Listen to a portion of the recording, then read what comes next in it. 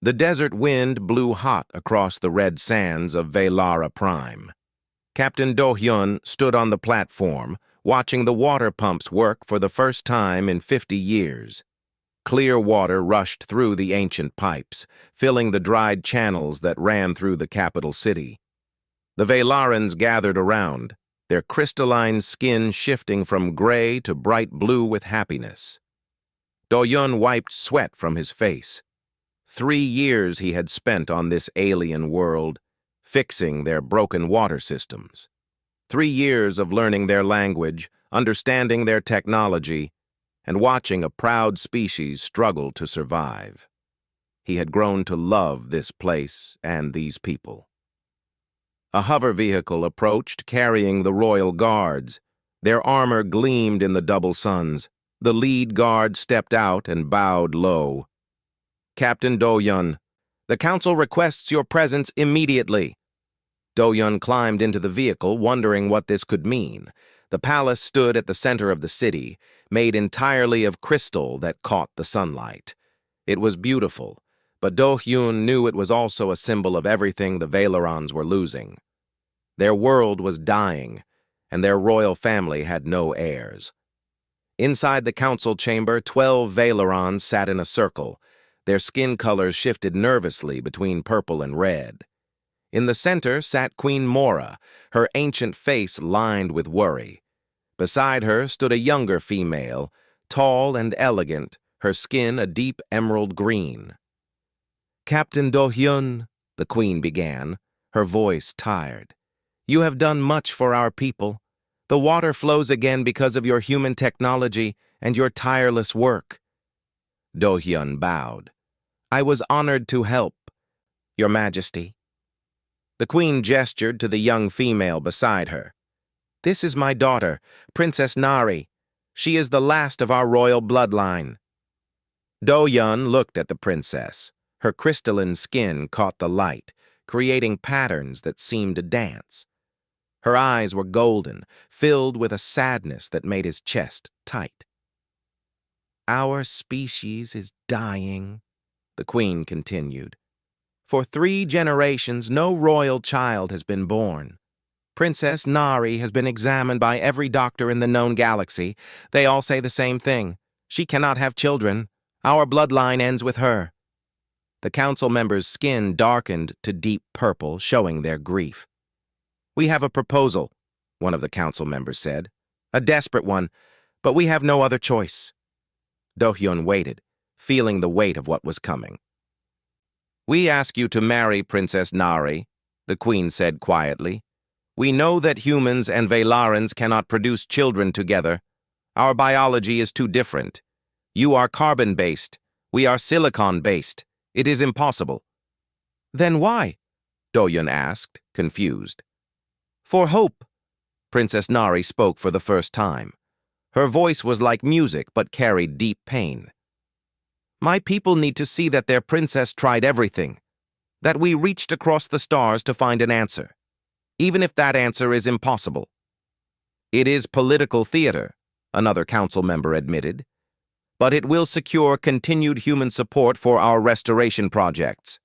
You will receive full citizenship, land rights, and access to our mineral deposits. Your Earth government wants these things." Do-hyun looked at Princess Nari again.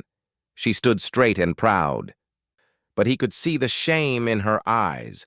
To be declared barren, to be the one who would end her family's 1,000-year history. She was being asked to marry a stranger from another species, knowing it would produce nothing, just to give her people false hope. "No," Do-hyun said. The council members gasped. Their skin flashed red with shock. "I won't marry the princess for politics or mineral rights," Do-hyun continued. He walked toward Nari, stopping a respectful distance away. "But I will marry her if she wishes it. Not as theater, not as a bargain, as a real marriage."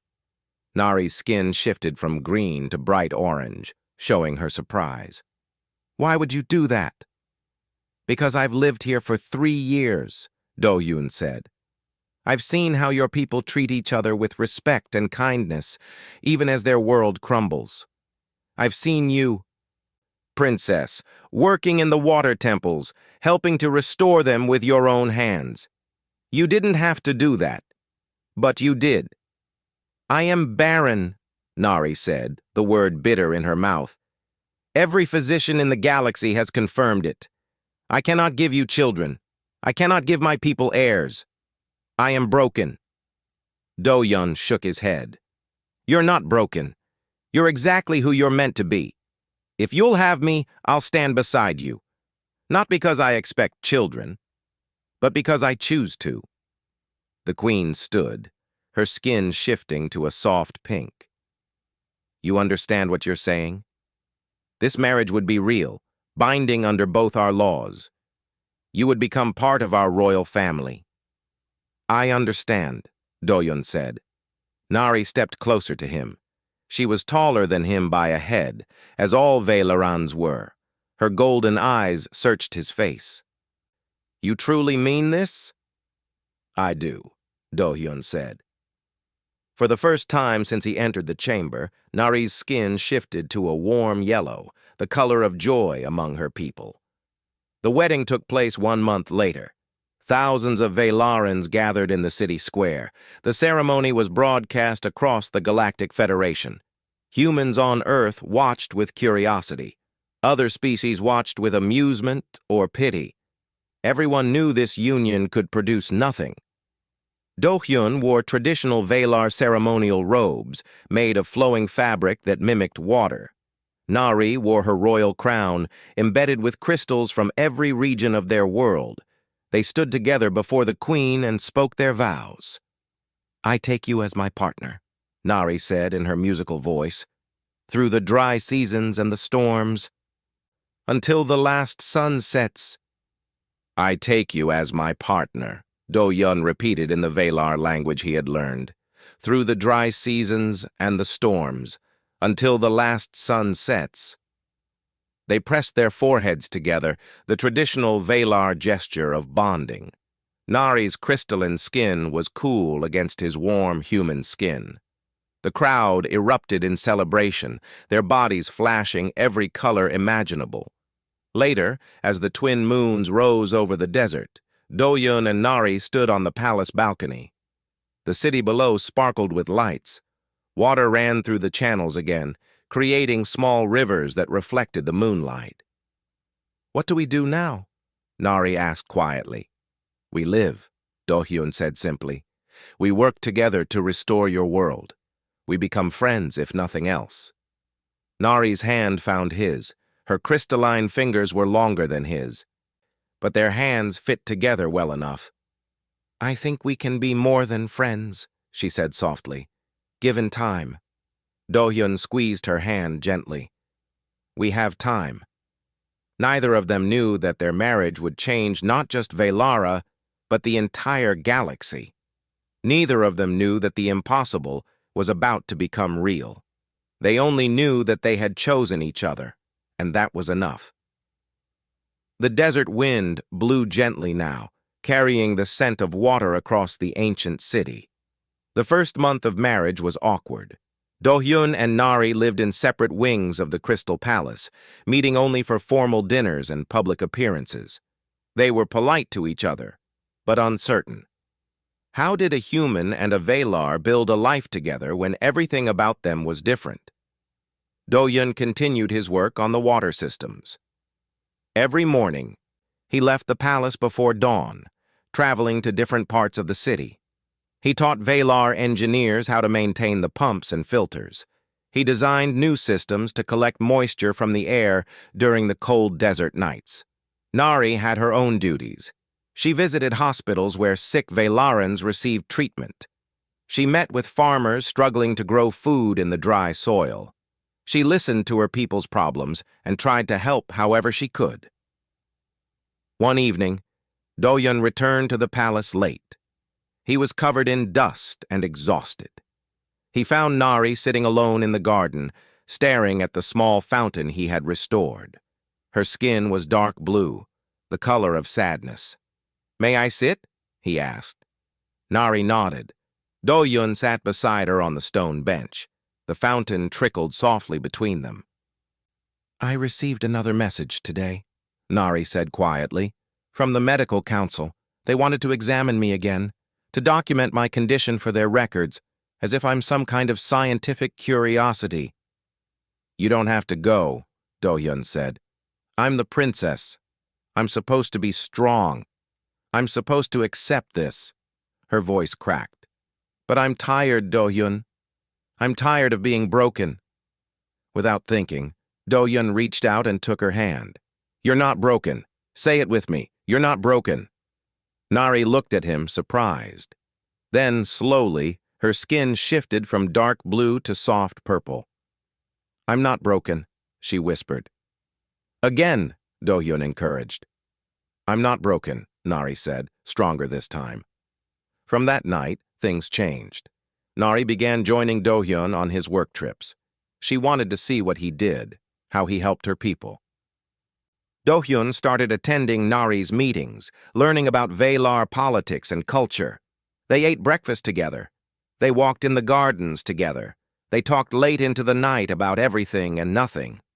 Do-hyun learned that Velarans communicated as much through their skin colors as through words. Purple meant thoughtfulness. Orange meant surprise. Red meant anger or passion. Yellow meant joy. Green meant calmness. Blue meant sadness. Nari's skin became like a book he was learning to read. Nari learned about human emotions, which showed on faces instead of skin. She learned that Do-hyun's smile reached his eyes when he was truly happy, that he rubbed his neck when he was worried, that he hummed old Earth songs when he worked.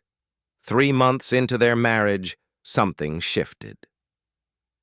They were working together in one of the ancient water temples, deep underground. The walls were covered in beautiful carvings showing Velar history. Nari was translating the symbols for Do-hyun. This part tells about the Great Drought, she said, tracing the patterns. When our world first began to die, my ancestors prayed for rain that never came. But they survived, Do-hyun said, examining the carvings. They built these temples. They found underground water. They adapted. Yes, Nari said softly. They adapted, like you're teaching us to adapt now. She turned to look at him, and their faces were very close. Do-hyun's heart beat faster. Nari's skin shifted to warm pink, a color he had learned meant affection.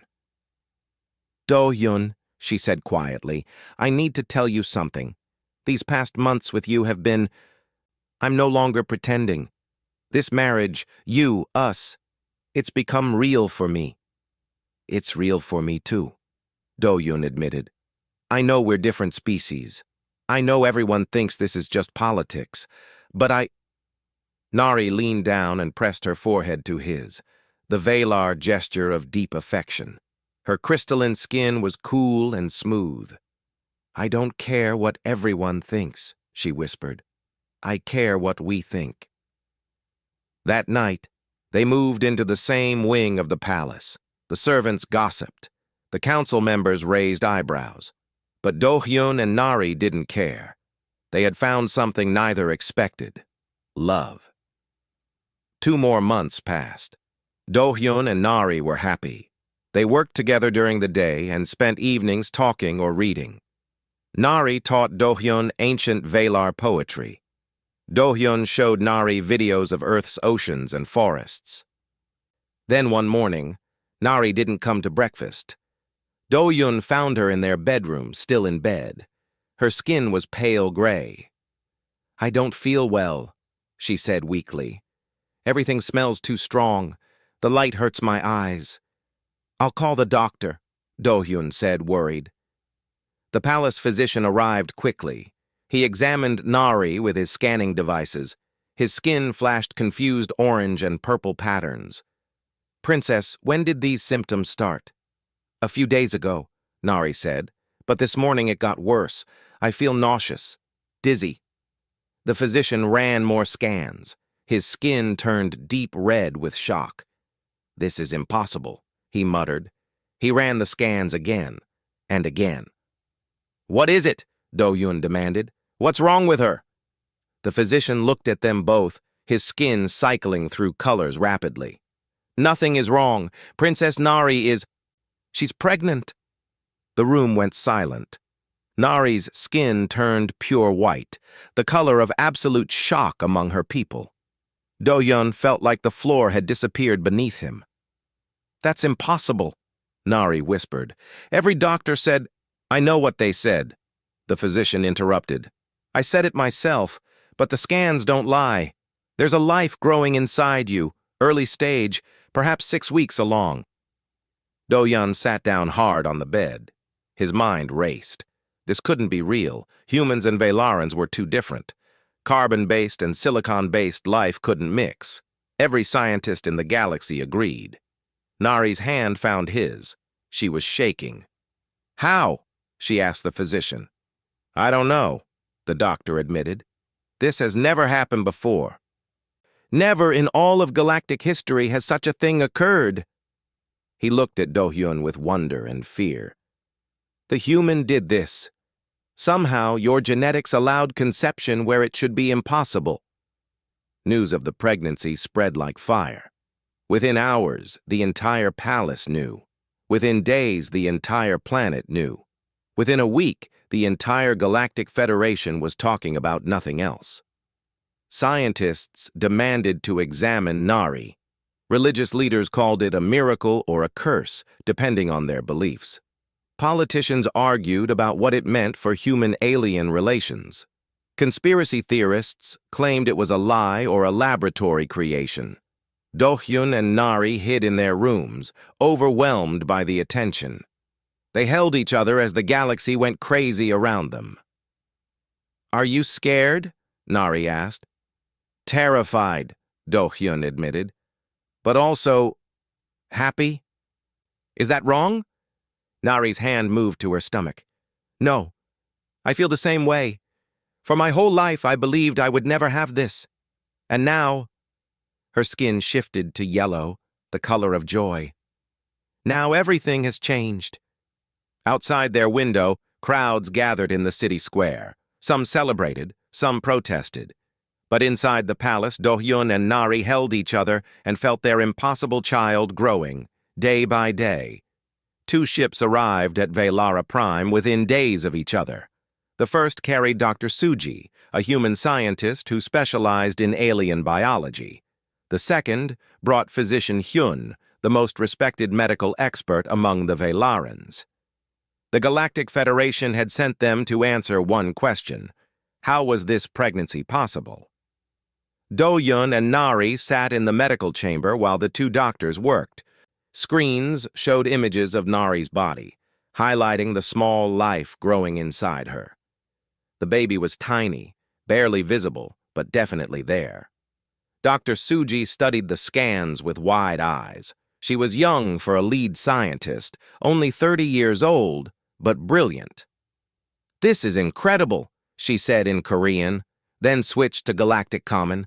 "The embryo shows characteristics of both species, silicon-based structure from the mother, carbon-based elements from the father." Physician Hyun's skin flickered with nervous purple patterns. He was old, his crystalline surface clouded with age. "In all my years, I never thought I would see this. We tested Princess Nari 100 times. Her genetic material was damaged, unable to bond with anything. But it bonded with human genetic material," Dr. Suji said, excitement in her voice. "We need to understand why." For 3 weeks, the scientists worked. They took samples, ran tests, and built computer models. Do-hyun held Nari's hand through every examination. She was patient, but he could see the strain. Her skin stayed pale, showing her exhaustion. Finally, Dr. Suji called a meeting. The Royal Council gathered, along with representatives from Earth and several other Federation worlds. Do-hyun and Nari sat at the center, holding hands. "We have our answer," Dr. Suji announced. She pulled up a holographic display showing human DNA. "Humans are different from every other known species in the galaxy. You all evolved in stable environments. Your genetics became specialized, perfect for your specific worlds." The hologram changed, showing Earth's violent history: ice ages, volcanic eruptions, asteroid impacts, mass extinctions. Humans evolved through constant disaster. Our planet tried to kill us over and over. Species that couldn't adapt died.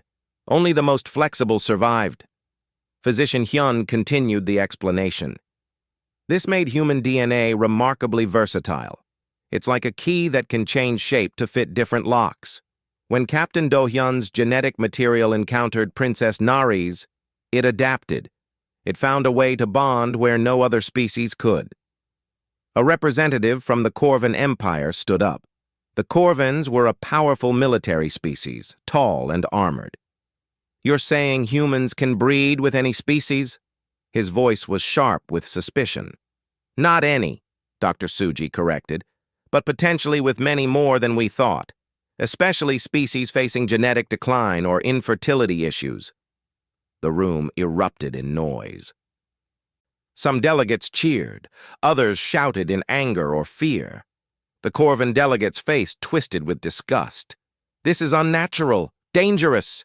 Queen Mora raised her hand for silence. Her ancient voice cut through the chaos. "Dangerous? My people are dying. My daughter was told she would never bear a child. Now she carries the future of our world. How is that dangerous?" "Because it changes everything," another delegate said. "If humans can interbreed with multiple species, they could spread across the galaxy. They could absorb other species into their genetic line." Do-hyun stood up, anger flashing in his eyes. "We're not trying to absorb anyone. We're just living our lives. Nari and I fell in love. We didn't plan this. We didn't even think it was possible." Nari stood beside him, her hand on her stomach. Her skin glowed bright yellow, defiant and proud. "My child is not a threat. She is a gift." "You know it's female?" Physician Hyun asked, surprised.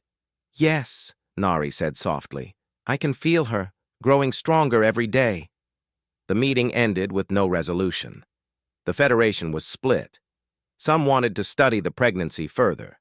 Some wanted to ban human-alien reproduction immediately. Some wanted to encourage it. In the following days, the arguments grew worse. Protesters gathered outside the palace. Some carried signs celebrating the pregnancy. Others demanded Nari terminate it. Security increased as threats arrived daily. One night, Do-hyun woke to find Nari standing by the window, her skin dark blue. "They want me to end this," she said quietly. "The traditionalist faction. They say the baby will contaminate our pure bloodline." "What do you want?" Do-hyun asked. Nari turned to him, her golden eyes fierce. "I want my daughter to live. I want her to grow up in a world that doesn't fear her." "Then we fight for that," Do-hyun said simply. The next day, Nari requested a public broadcast. Against the council's advice, she addressed the entire planet. Do-hyun stood beside her as she spoke. "My people," Nari began, her voice steady. "I know many of you are afraid. Change is frightening, but let me tell you what I'm afraid of." She placed her hand on her stomach. "I'm afraid of a world that values purity over life. I'm afraid of a people so attached to the past that they reject the future." Her skin shifted through colors as she spoke, showing the depth of her emotions. "For 3 generations, our royal family produced no children. Our species has been declining for 100 years. We clung to our traditions, our purity, our pride, and where did it lead us? To the edge of extinction. This child inside me is half human, yes, but she is also half Valar. She carries my blood and my husband's blood. She is hope made real, and I will not apologize for her existence." Nari's skin turned bright red, the color of passionate conviction. "If our species survives by remaining pure, then we deserve to die out. But if we survive by adapting, by accepting help from others, by embracing change, then maybe we deserve to continue." The broadcast ended. For a moment, silence covered the planet. Then responses began pouring in. Young Valarans cheered, their skin flashing joyful yellow. Older traditionalists condemned her words, but something had shifted. Nari had given voice to the frustration many felt. That night, the first assassination attempt came. 3 masked figures broke into the palace, armed with weapons designed to disrupt silicon-based life. They never reached Nari's room. Do-hyun's security team, a mix of humans and progressive Valerons, stopped them. "We need to leave the palace," Do-hyun said urgently. "It's not safe here." "Where would we go?" Nari asked. Do-hyun thought of the desert, the ancient water temples he had restored. They were far from the city, hidden in the red sands. "I know a place." They left before dawn, taking only Dr. Suji and physician Hyun with them. A small team of loyal guards accompanied them. They flew across the desert in a transport vehicle, watching the twin suns rise over the dunes. The water temple stood half buried in sand, its crystal walls glinting in the sunlight. Do-hyun had restored the underground chambers, making them livable. Water flowed through the ancient pipes again. The air was cool and clean. "How long do we stay here?" Nari asked, looking at the empty desert around them. "As long as it takes," Do-hyun said, "until it's safe, until the galaxy accepts what we are." Nari leaned against him, her crystalline skin warm from the sun. Inside her, their daughter grew stronger. Outside, the galaxy argued and threatened. But in the ancient temple, surrounded by the desert that had tested his love for this world, Do-hyun felt at peace. They would survive this. They had to. Not just for themselves, but for their daughter, for the future she represented, for the hope that life could find a way even when everyone said it was impossible. The desert wind blew gently across the sands, carrying their story across the stars. 4 months passed in the desert temple. Nari's pregnancy progressed normally, though normal was a word that had lost meaning.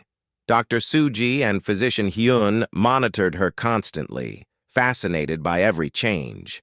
The baby was growing faster than a human child, but slower than a Valar one. She was something entirely new. Do-hyun turned the ancient temple into a home. He set up communication equipment to stay in contact with allies on the planet and in the Federation. He trained with the guards, learning to defend their sanctuary. And every evening he sat with Nari and talked to their unborn daughter. "What should we name her?" Nari asked one night. Her stomach was now visibly swollen, and she glowed with health despite their isolation. "Something that means hope," Do-hyun suggested. "Something that represents both our worlds." "Hana," Nari said softly. "In your language, it means flower. In mine, it means first light, the light that comes before dawn." "Hana," Do-hyun repeated, placing his hand on Nari's stomach. "Perfect." But outside their peaceful sanctuary, the galaxy was tearing itself apart. The Corvan Empire had formed a coalition with several other conservative species. They called themselves the Purity Alliance. Their message was simple. Human-alien reproduction must be stopped before it spread. Earth's government tried diplomacy. They offered treaties, trade agreements, anything to prevent conflict. But the Purity Alliance issued an ultimatum. Nari must give up the baby to Federation custody for study and evaluation. Human-alien marriages must be banned. If Earth refused, they would use force. The news reached the desert temple through encrypted channels. Do-hyun read the message with cold fear. "They're threatening war," he told Nari. "Because of our baby?" Nari's skin flashed angry red. "Because of Hana?" Dr. Suji entered the chamber, her face grave. "It's not just about Hana. They're afraid of what she represents. If humans can help other declining species reproduce, it shifts the entire power balance of the galaxy." "So our daughter is a political threat before she's even born," Nari said bitterly. That night, Do-hyun sent a message to Earth's government. He asked them not to give in to the demands. He asked them to trust him. And he told them something he and Nari had discovered. They weren't alone. Through secret channels, dozens of species had contacted them. Species that were also facing decline, infertility, genetic collapse. Species that had been too proud to ask for help, but now saw hope in Nari's pregnancy. They were forming their own alliance. 2 weeks later, as the Federation moved closer to conflict, Nari went into labor. It started at dawn. Nari woke with a gasp, her skin flashing white. Do-hyun, it's time. Dr. Suji and physician Hyun had prepared a medical chamber in the deepest part of the temple. Ancient velar carvings covered the walls, showing births from centuries past. It seemed fitting that the most unusual birth in galactic history would happen here. The labor was long and difficult. Nari's biology was fighting against itself, silicon and carbon struggling to bring forth new life. Do-hyun held her hand through every contraction, whispering encouragement in both Korean and Velar. "You can do this," he said. "Hana is strong. You're strong." Nari's skin cycled through every color, showing the intensity of her pain and effort. Hours passed. Dr. Suji monitored the medical scanners, her face tense. Physician Hyun prepared instruments, his old hands steady. Finally, as the twin suns reached their peak in the sky above, Hana was born. The baby's cry filled the chamber, and Do-hyun felt tears stream down his face. Dr. Suji caught the infant carefully, wrapping her in soft cloth. She placed Hana on Nari's chest. The baby was perfect. Her skin was crystalline like her mother's, but warm to the touch like her father's. It shifted colors gently, currently a soft pink of contentment. Her eyes, when they opened, were a mix of gold and brown. She had tiny fingers that grasped at the air, and her cry sounded like music. "She's beautiful," Nari whispered, exhausted and elated. Her skin glowed pure yellow. "She's a miracle," Physician Hyun said, his voice full of wonder. "The first of her kind." Dr. Suji ran her medical scanner over the baby. "She's healthy. All vital signs strong. She has her mother's silicon-based skeletal structure, but her father's carbon-based organs. Her blood is—" She paused, amazed. "Her blood is a hybrid. I've never seen anything like it." Do-hyun touched his daughter's tiny hand. Hana wrapped her fingers around his, and he felt his heart expand with love he didn't know was possible. They had 3 hours of peace before the galaxy learned about the birth. Someone on their security team, either through carelessness or betrayal, sent word to the capital. From there, the news spread across the planet, then across the Federation. Hana's birth became the most talked-about event in galactic history. The responses were immediate and extreme. On Velara, young people danced in the streets. The princess had given birth. The royal bloodline continued. There was hope. But the traditionalists rioted, declaring the child an abomination. In the Federation Council, the Purity Alliance demanded immediate action. The Corvin delegates stood before the assembly. "This proves our fears. The human-alien hybrid lives. If we allow this, it will spread. In a generation, pure species will cease to exist." But then something unexpected happened. 12 ambassadors stood together, representatives from species few had heard from in decades. They were the declining species, the ones facing extinction. The Milar ambassador spoke first. His people were insect-based, their population dropping yearly. "Our species has 50 years left, perhaps less. We've tried everything. Nothing works. If human genetic adaptability can help us, we will not refuse it because of pride." One by one, the other ambassadors agreed. They formed a line, standing between the Purity Alliance delegates and the exit. "We stand with Earth," they declared. "We stand with Princess Nari and Captain Do-hyun. We stand with hope." The Federation Council erupted in chaos. The careful political balance that had existed for centuries cracked. Species chose sides. Some joined the Purity Alliance. Others joined what became known as the Life Alliance. In orbit above Velara, ships began to gather. Corvin warships took positions, their weapons powered and ready. But they found themselves facing not just human vessels, but ships from a dozen species. Small fleets, yes, but numerous enough to make an attack costly. In the desert temple, Do-Yun received urgent messages. "You need to evacuate," his Earth commander said. "The situation is escalating. War might start any moment." "No," Do-Hyun said firmly. "We stay." "You're putting your family at risk," the commander argued. Do-Hyun looked at Nari, who was feeding Hana. The baby made soft cooing sounds, her skin shifting gently between colors. "Our family is the reason for all of this. If we run, we prove them right. We prove that Hana is something to be ashamed of. We won't do that." Instead, Do-Yun made a bold choice. He invited the media to come to the temple. He invited cameras from across the galaxy. "Let them see," he told Nari. "Let them see our daughter. Let them see that she's not a weapon or a threat. She's just a baby." The broadcast went live the next day. Cameras showed Nari holding Hana in the crystal chamber, surrounded by ancient carvings. Do-Hyun stood beside them. The baby's skin glowed soft yellow, content in her mother's arms. Nari spoke directly to the galaxy. "This is my daughter, Hana. She is 3 days old. She likes to be held. She cries when she's hungry. She sleeps peacefully when her father sings to her." Nari's voice was calm but firm. "She is not a political statement. She is not a threat to your purity. She is simply a child who deserves to live." The broadcast showed Hana yawning, her tiny mouth opening. Her small hand reached up, touching Nari's crystalline face. It was an image of perfect innocence and love. "Look at her," Nari continued, "and ask yourself, is this what you fear? A baby who cannot yet speak or walk? What danger does she pose to your ancient civilizations?" The galaxy watched, and slowly, minds began to change.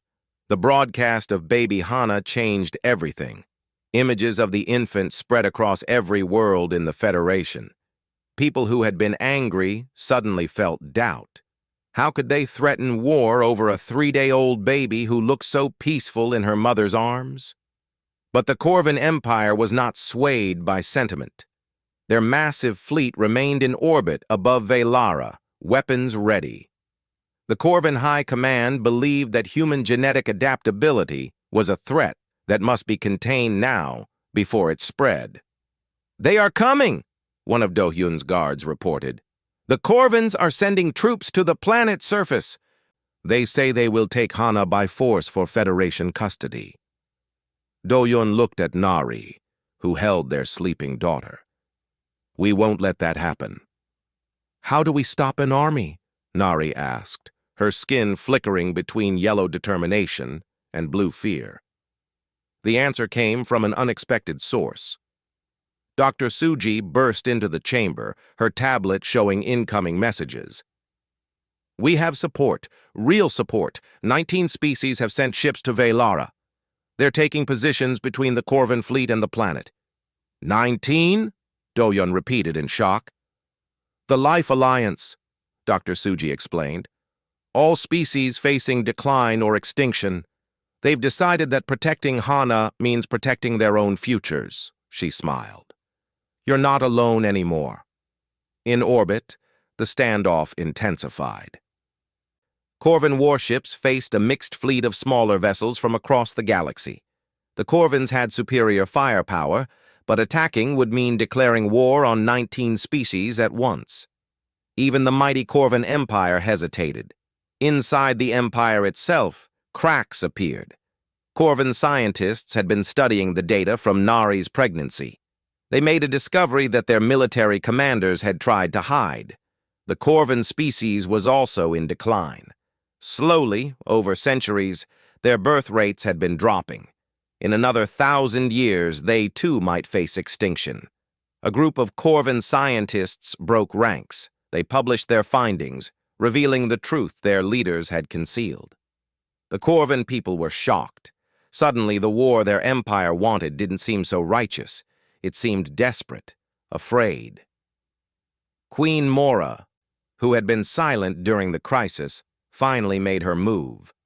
She traveled to the Federation Council personally, the first time she had left Velara in 20 years. She stood before the assembly, her ancient frame still commanding respect. "Honored delegates," she began, "I have ruled Velara for 60 years. I have watched my world die slowly. I have mourned 3 generations of royal children who were never born. I have felt the despair of a people fading into history." Her crystalline skin glowed bright yellow as she continued. "Then a human came to my world. He fixed our water systems. He brought back life to our dead soil. And impossibly, wonderfully, he gave my daughter the one thing I thought she would never have, a child." The Queen's voice grew stronger. "You call this dangerous. You call it unnatural. I call it salvation. Not just for Velara, but for every species here that knows their time is running out." She looked directly at the Corvan delegate, "Including yours." The revelation stunned the assembly. The Corvan delegate's face twisted with rage and shame. "Lies!" he shouted. "Propaganda!" But the Corvan scientists were already broadcasting their data. The evidence was clear. The Corvan Empire faced the same slow decline as dozens of other species. The delegates sat down heavily, defeated. The Purity Alliance began to crumble. 3 days later, a historic vote took place. The Federation Council passed the Velara Accord by a narrow margin. The agreement established new rules. Human-alien unions would be permitted with full consent from both parties.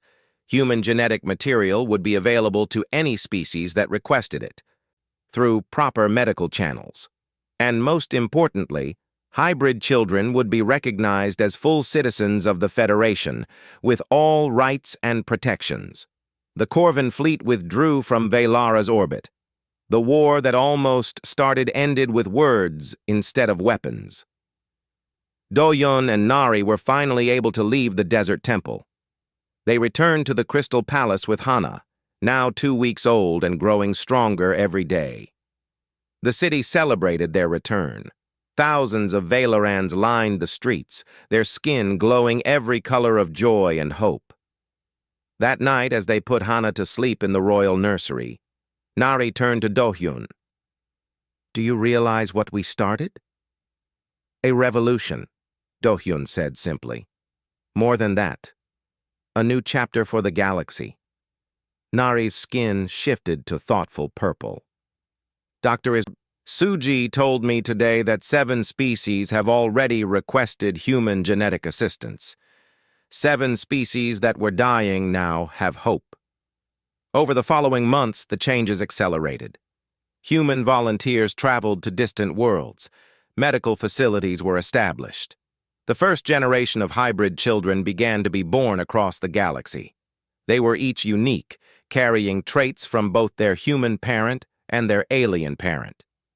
Queen Mora abdicated the throne as she had planned. Nari became Queen of Velara at age 32. Do-Hyun, as her husband, became Prince Consort. Together they led their world into a new era.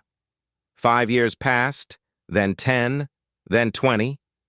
20 years after Hana's birth, the galaxy looked completely different. Thousands of hybrid children existed now, spread across dozens of worlds.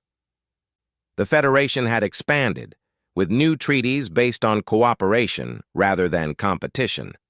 Hana herself grew into a remarkable young woman. At 20, she was tall like her mother, but had her father's warm brown eyes. Her crystalline skin shifted colors with her emotions, and she had become fluent in 12 languages. She served as an ambassador, traveling between worlds and helping negotiate agreements. On this particular day, Hana was returning home to Velara. She had been on Earth, meeting with human officials about expanding the genetic assistance programs. Her ship landed in the palace courtyard where her parents waited. "Mother, father," Hana said, embracing them both. She had her mother's grace and her father's quick smile. "How was Earth?" Do-yun asked. Beautiful. Green and blue and alive.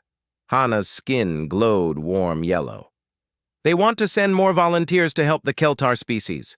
The Keltar's population is finally growing again. They walked together through the palace gardens.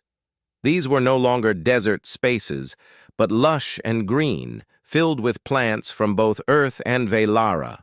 Water fountains tinkled everywhere, monuments to what Do-yun had started decades ago. I have news, Hana said. I've been offered a position on the Federation Council as the first hybrid representative. Nari's skin flashed proud yellow and nervous blue together. That's wonderful and frightening. It's important work, Hana said seriously. There are still species that fear us, still groups that preach purity, but there are more who see us as hope. She smiled. I want to be part of building that future. That evening, as the twin suns set over the city, the royal family gathered on the palace balcony. Hana had younger siblings now, 3 of them, 2 girls and a boy, all hybrid children. They played together, their skin shifting through rainbow colors as they laughed. Do-hyun put his arm around Nari, watching their children. Do you remember when we first met? When you thought you were broken? Nari leaned into him, her skin warm and golden. I remember everything. I remember thinking our marriage was just theater, that it would mean nothing. And now? Do-hyun asked. Now we have 4 children, a restored world, a galaxy that's learning to embrace change instead of fear. Nari turned to look at him. Now I know that the best things in life are the ones everyone says are impossible. Hana approached them, leaving her siblings to play. She looked out at the city below, where thousands of lights twinkled in the growing darkness. Father, do you ever regret it? Agreeing to marry Mother? Everything that came after? Do-yun thought about the question seriously. He thought about the threats, the fear, the near war. He thought about the years of struggle and uncertainty. Then he looked at his daughter, strong and brilliant and full of purpose. Not for a second, he said. Good, Hana said, because I just agreed to marry a Keltar scientist. His name is Rikar, and he's wonderful, and we want to have children. Nari gasped, her skin flashing surprised orange. Hana, that's continuing what you started, Hana interrupted gently. Love across species, life across boundaries, hope in impossible places. Do-yun laughed, the sound full and joyful. Then we're happy for you, both of you. As night fell completely, the family stayed on the balcony. The stars appeared overhead, thousands of them, representing thousands of worlds. On some of those worlds, hybrid children were being born at this very moment. Children who were half human and half something else. Children who carried humanity's gift of adaptability into new forms, new combinations, new possibilities. The human had been given the barren alien princess, and from that unlikely union came not just one miracle child, but hope for an entire galaxy, hope that life would find a way, hope that love could cross any boundary, hope that the future belonged not to the pure, but to the brave enough to change. In the Crystal Palace on Velara Prime, surrounded by family, Do-yun and Nari held hands and watched their impossible dreams spread across the stars.